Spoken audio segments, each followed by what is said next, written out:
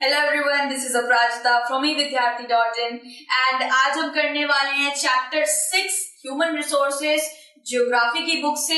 इसके एमसीक्यूज करने के लिए सबसे पहले हमें जर्नी पे चलना होगा एमसीक्यूज की। तो चलिए जल्दी से एमसीक्यूज को खोल लेते हैं। सबसे पहले evidyarthi.in की वेबसाइट पे आपको जल्दी से पहुंचना है एंड देन मेन मेन्यू यहाँ पे आपको रिफ्लेक्ट करेगा।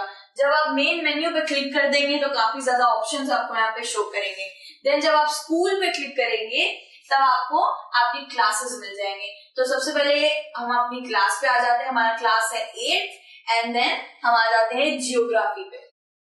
तो आप जैसे ही जियोग्राफी पे क्लिक करेंगे तो यहाँ पे जियोग्राफी क्लास 8 का मेन्यू खुल जाएगा और जब आप इस पे क्लिक करेंगे तो आपको यहाँ पे जियोग्राफी क्लास 8 से सब रिलेटेड आ जाएगा। जियोग्राफी बुक मिल जाएगी, रिवीजन नोट मिल जाएंगे, एमसीक्यू मिल जाएगा, सब कुछ मिल जाएगा आपको। यहाँ पे प्रीवियस ईयर क्वेश्चन पेपर्स भी हैं। तो चलिए सबसे पहले एमसीक्यूज करते हैं। एमसीक्यूज पे क्लिक करने के बाद आपका ये आ जाता है, सारे चैप्टर आ जाएंगे और हमें करना है चैप्टर नंबर 6 ह्यूमन रिसोर्सेज। तो हमने इस पे क्लिक कर दिया। अब हम आ जाते हैं हमारे क्वेश्चंस पे। ठीक है, सो क्वेश्चंस पे हम आ गए हैं। यस, तो फर्स्ट क्वेश्चन जल्दी से हम लोग करते हैं। तो फर्स्ट क्वेश्चन है, when was human resource development ministry formed in India at central level of government? ठीक है, तो यहाँ पे ये बोला गया है कि आप जब जैसे आप अपना चैप्टर नंबर 6 खोलेंगे ना ह्यूमन रिसोर्सेज, उसके साइड में एक छोटा सा कॉलम बना हुआ है जिसके अंदर ये छोटा सा एक फन फैक्ट दे रखा है कि ह्यूमन डेवलपमेंट मिनिस्ट्री कब बनी थी। आपको वहीं पे दिख जाएगा कि 1885 में बनी थी ह्यूमन डेवलपमेंट मिनिस्ट्री। उसी वक्त पे बनी भी थी, उसी वक्त पे सेटअप हुई थी और एम करा था उन्होंने कि ह्यूमन डेवलपमेंट के ऊपर हम लोग काम करेंगे, एक मिनिस्ट्री उसके लिए होनी चाहिए। तो इसका बेसिकली आप 1985 कर दीजिए, वहीं भी आपको डायरेक्ट मिल जाएगा। तो ऐसे ट्रिकी क्वेश्चन दे देते हैं।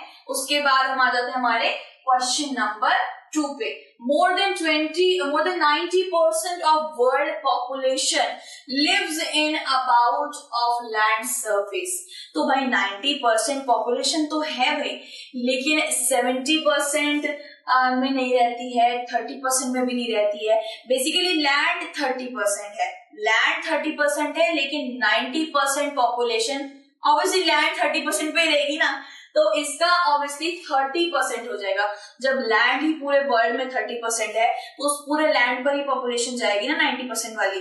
तो बेसिकली 950 होगा, 935, 920, तो डायरेक्ट आ जाएगा 30% लैंड। बिकॉज हमारे वर्ल्ड में 70% के अंदर 70% जगह पे पानी है और 30% लैंड है, तो 30% इज द राइट आंसर। तो हमने कर दिया। नेक्स्ट अब आ जाते हैं क्वेश्चन नंबर 3 पे। क्वेश्चन नंबर 3 है, the average density of world's population is. Average density, जब हम लोग डेंसिटी और distribution of population and density of population वाला टॉपिक कर रहे थे हमारे वीडियोस के अंदर, तब उसमें ये था कि 51% स्क्वायर किलोमीटर, यानी कि 1 किलोमीटर, 1 स्क्वायर किलोमीटर में 51 लोग रहेंगे। ये पूरे वर्ल्ड में डिस्ट्रीब्यूटेड है। तो बेसिकली 20% में नहीं होगा, 80% में नहीं होगा और 10% 10 लोग तो एक परिवार में ही रहते हैं भाई।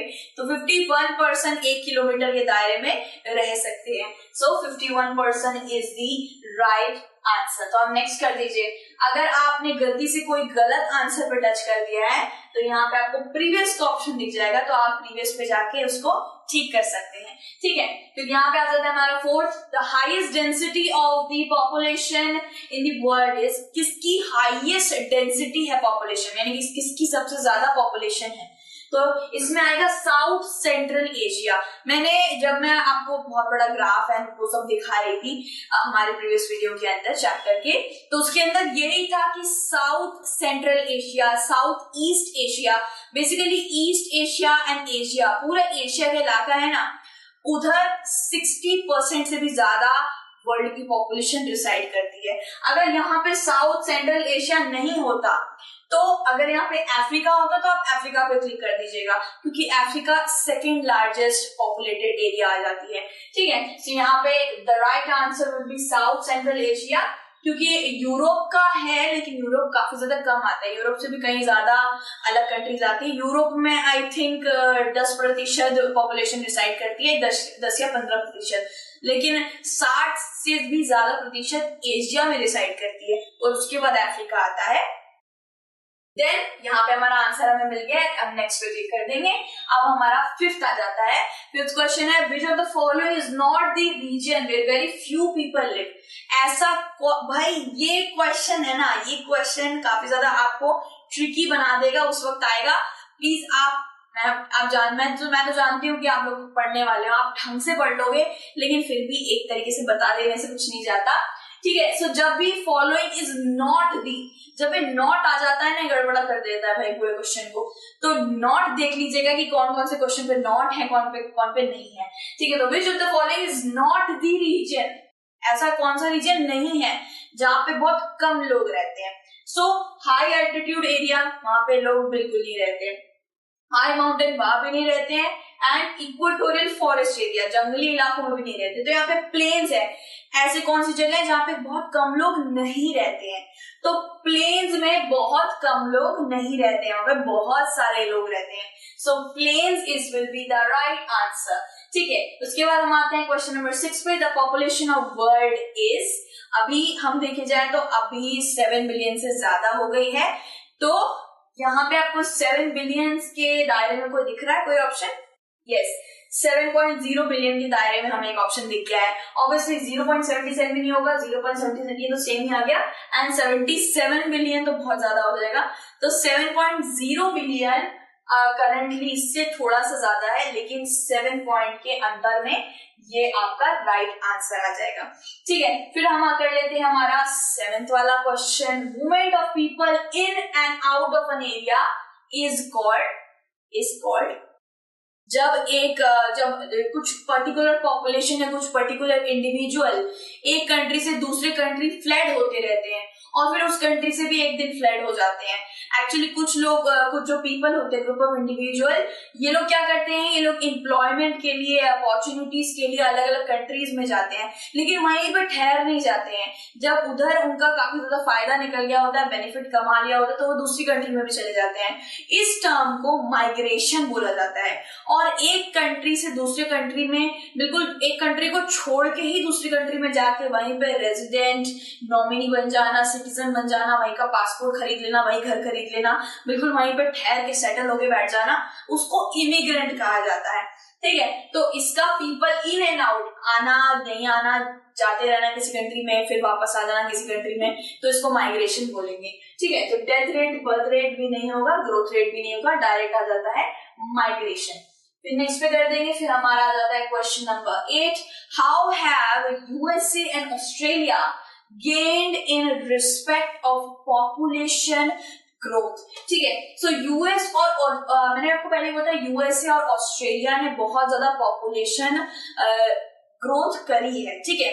और वहीं पे सूडान ले लीजिए, सूडान में पॉपुलेशन काफी ज्यादा घट गई है, ठीक है। तो यूएस और ऑस्ट्रेलिया में किस वजह से पॉपुलेशन इतनी बढ़ गई है?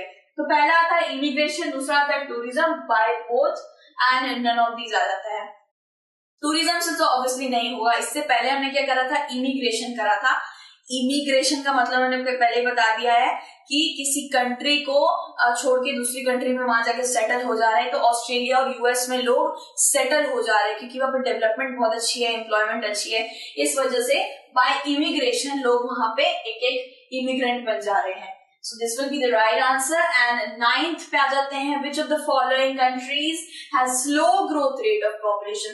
कहाँ पे slow growth rate है, कहाँ पे population कम है? तो इसका क्या आएगा, इसका यूनाइटेड किंगडम आएगा, क्योंकि यूनाइटेड किंगडम को छोड़ के लोग दूसरी कंट्री में भाग जा रहे हैं, ठीक है। So United kingdom will be the right. तो इंडिया, पाकिस्तान, इंडिया में भी बहुत अच्छी खासी पॉपुलेशन है, पाकिस्तान में भी अच्छी खासी पॉपुलेशन है, ब्राजील में भी बहुत अच्छी खासी पॉपुलेशन आ जाती है। तो बेसिकली यूनाइटेड किंगडम से लोग अलग अलग कंट्री में चले जा रहे हैं और वहीं के रेजिडेंट बन जा रहे हैं, इसीलिए यूनाइटेड किंगडम में पॉपुलेशन काफी स्लो ग्रोथ हो जाती है। देन नेक्स्ट करेंगे, आ जाता है हमारा 10th। Which country has high population growth rate? सबसे ज्यादा हाई पॉपुलेशन किसका है? अब आप सोचोगे इंडिया का है, आप सोचोगे चाइना का है, ऑब्वियसली चाइना भी दूसरे नंबर पे आता है, इंडिया भी अच्छे खासे नंबर पे आता है, पाकिस्तान भी आता है लेकिन काफी पीछे आता है। तो बेसिकली हम यहाँ पे केन्या को चूज करेंगे। क्यों? यहाँ पे इंडिया और चाइना भी तो है, वो भी तो कितने ज्यादा, बट इस चैप्टर के अंदर हमें केन्या के बारे में बताया गया था कि केन्या की इतनी ज्यादा हाई पॉपुलेशन क्यों है।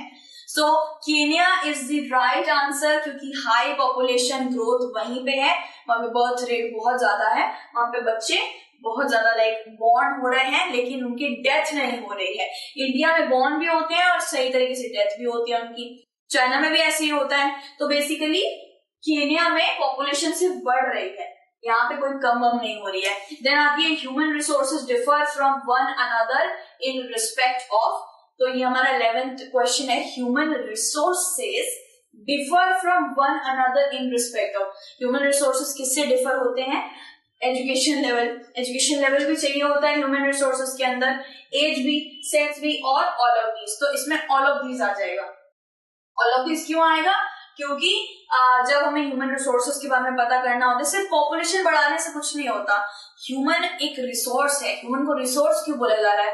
ह्यूमन को रिसोर्स इसलिए बोला जाता है क्योंकि वो उसके सर में इतनी ज्यादा क्षमता होती है, इतना ज्यादा मिराक्युलस चीजें करने की उसमें क्षमता होती है, स्किल होना चाहिए, डेवलपमेंट होना चाहिए। तो इसके लिए हमें एज भी, एक पर्टिकुलर राइट एज चाहिए, पर्टिकुलर राइट जेंडर चाहिए, सेक्स चाहिए, एंड एजुकेशनल लेवल भी बिल्कुल सही तरीके से चाहिए। एजुकेशन नहीं होगा किसी पर्टिकुलर इंडिविजुअल के अंदर, पढ़ाई लिखाई का दिमाग नहीं होगा, तो वो आगे जाके नेशन को ठीक कैसे करेगा। ठीक है, सो इसका ऑल ऑफ दीज होगा। एंड इसी के साथ हमारे सारे के 11 क्वेश्चन हमने कंप्लीट कर लिए। अब हम रिजल्ट देख लेते हैं भाई। ठीक है, सो रिजल्ट है 11 आउट ऑफ 11 भाई, करेक्ट क्वेश्चंस के हमने आंसर दे दिए हैं। So this will be the answers. So ऐसे करके सारे आंसर्स आपके सही आ जाएंगे। ठीक है, अगर आपने कोई गलत आंसर दिया होगा तो उस पे कट आ जाएगा, एंड देन जो सही आंसर है वो आपको मिल जाएगा टिक। ठीक है, तो इससे आप एमसीक्यूज काफी ज्यादा मात्रा में प्रैक्टिस कर सकते हैं। आपके एक हर दिन daily day by day practice होती रहेगी तो आप प्रिपेयर भी होते रहेंगे। सो भाई, if you need any kind of study related help, go to evidyarthi.in। आपको वहीं पे MCQ, e books, question paper, sample paper सब कुछ मिल जाएगा। और हम मिलेंगे विद एन इंटरेस्टिंग एमसीक्यू किसी और चैप्टर का। ठीक है, till then take care, bye bye.